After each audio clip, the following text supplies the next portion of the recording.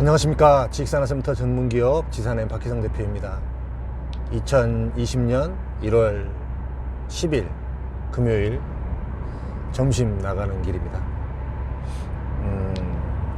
다른 것보다 굳이 알 필요는 사실 없는데 한 번은 언급은 되어야 될 만한 내용이에요.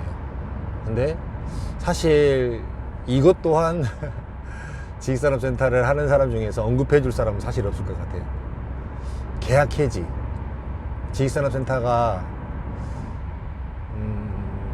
어려운 상황이 돼서 잔금을 치를 수 없을 때 계약 해지가 되느냐 안 되느냐, 계약 해지를 해주느냐 안 해주느냐, 그 다음에 뭐 처음에 고지한 내용대로 뭐 이렇게 분양할 때 처음에 고지했던 내용대로 되지 않아서 이게 계약 해지 사유가 되느냐 안 되느냐, 이 부분을 좀 사실은 한번 짚어드릴게요. 사실 이 상황이 되게 되면 분양받은 사람도 참 난감한 상황이고 어려운 상황이고요, 사업을 시행하는 사람도 난감한 상황입니다. 금융사도 난감한 상황이고, 어느 한 사람 해피한 사람은 사실은 없습니다. 여러분들이 그냥 생각했을 때는 나는 계약금 10%를 내고 중도금을 대출을 받아서 이렇게 내 계약금 10%가 날아가는데, 내 피 같은 돈 10%가 날아가는데 어마어마한 손해라고 생각을 하지만, 사업을 하는 사람 입장에서 또한 또 뒤집어 놓고 보면 그 사람도 분양을 해놓고 잔금이 들어오지 않고 잔금 시기에 이렇게 골머리를 앓았을 경우에는 그 사람 또한 머리가 빠질 정도로 상황이 굉장히 안 좋은 상황이 되는 것입니다. 이런 접근에서 한번 양자의 입장에서 한번 같이 봐볼게요. 정상적으로요, 뭐 강요해서 계약하진 않잖아요. 그쵸? 대한민국에서 사기꾼들이 가장 잘 써먹는 방법 중에 하나가 뭐냐면, 너의 의사가 있지 않았느냐, 네가 결정하지 않았느냐. 법에서 볼 때는 그렇게 봐요. 네가 결정하지 않았느냐, 최종 결정은 네가 하지 않았느냐, 그 책임을 굉장히 막중하게 봅니다. 그래서 계약금을 내고 중도금은 내가 내 돈은 내지는 않았지만 은행에서 내 신용을 빌려서 은행에서 돈을 빌렸습니다. 그랬죠. 그러면 실질적인 이 계약에 대한 내용은 계약금이 들어갔고 중도금이 들어갔어요. 사업 시행자 입장에서는요, 이거를 계약을 해줘야 될 사유가 1도 없습니다.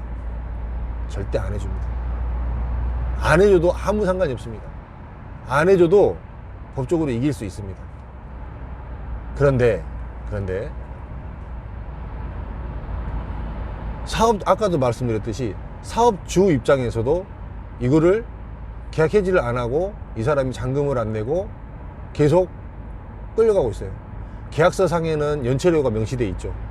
만약에 입주 지정하기 한 날로부터 며칠까지 입주 기간을 주고 그 이후로 잔금이 들어오지 않으면 연 몇 %의 뭐 연체료를 매긴다. 이게 굉장히 무서워요, 사실. 여러분들 그거 혹시 자세히 보셨는지 안 보셨는지 모르겠지만, 과거에는 저도 요새 최근 거는 안 봤습니다. 근데 보통 12%에서 한 15% 됩니다, 연체료가. 이 지체상환금이 굉장히 큰 돈이에요. 사실 이 계약금 10%가 금방 까져요. 그걸 안 당해본 사람은 사실은 모릅니다.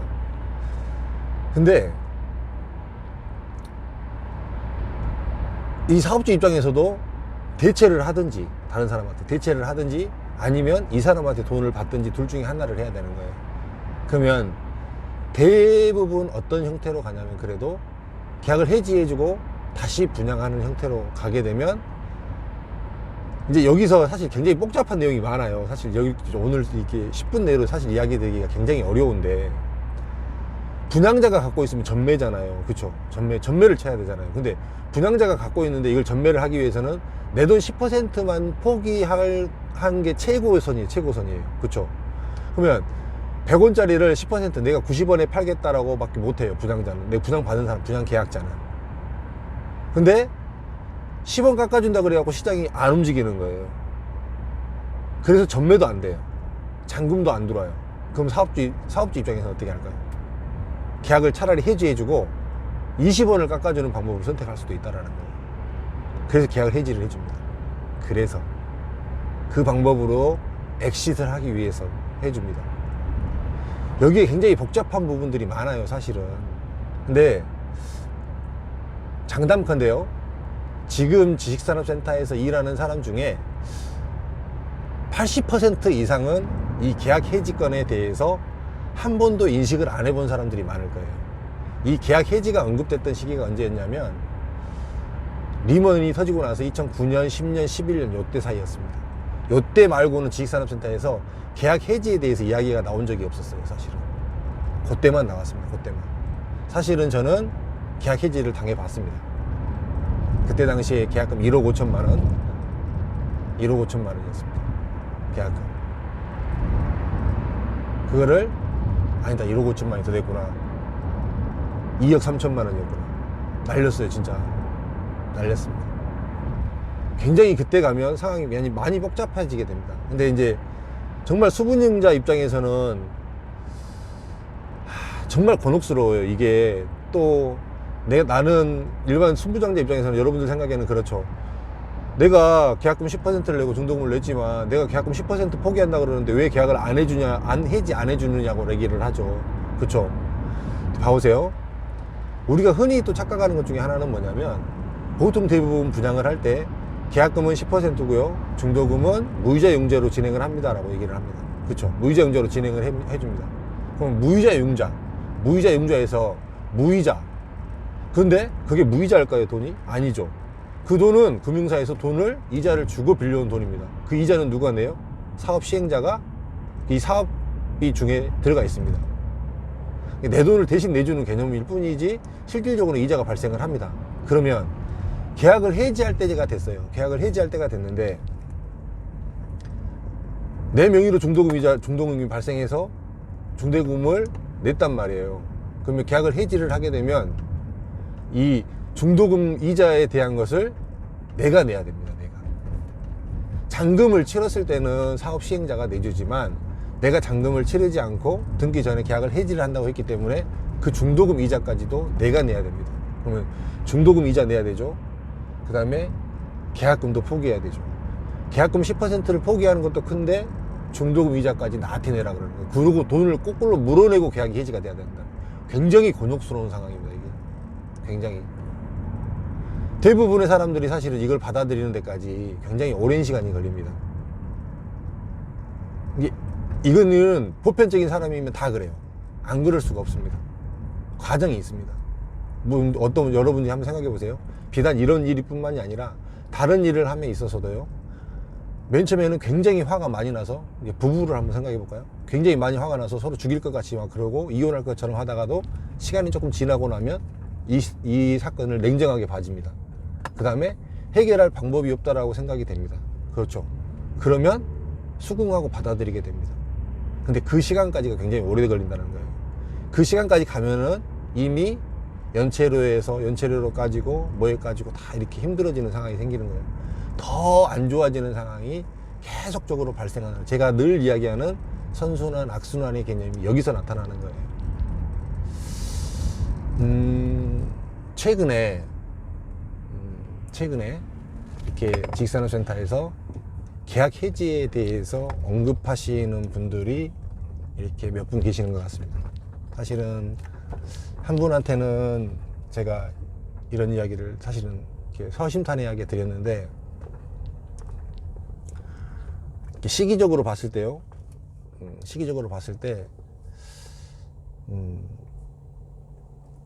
이 잘못 선택한 결과로 인해서 굉장히 어려움에 겪어서 이런 계약 해지 부분에 대해서 논하게 되는 상황이 생길 수 있습니다.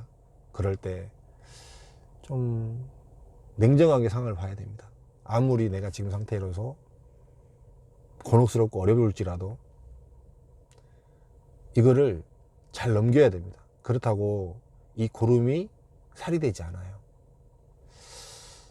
좀 많은 부분이 사실은 여기에서 얽혀 있습니다.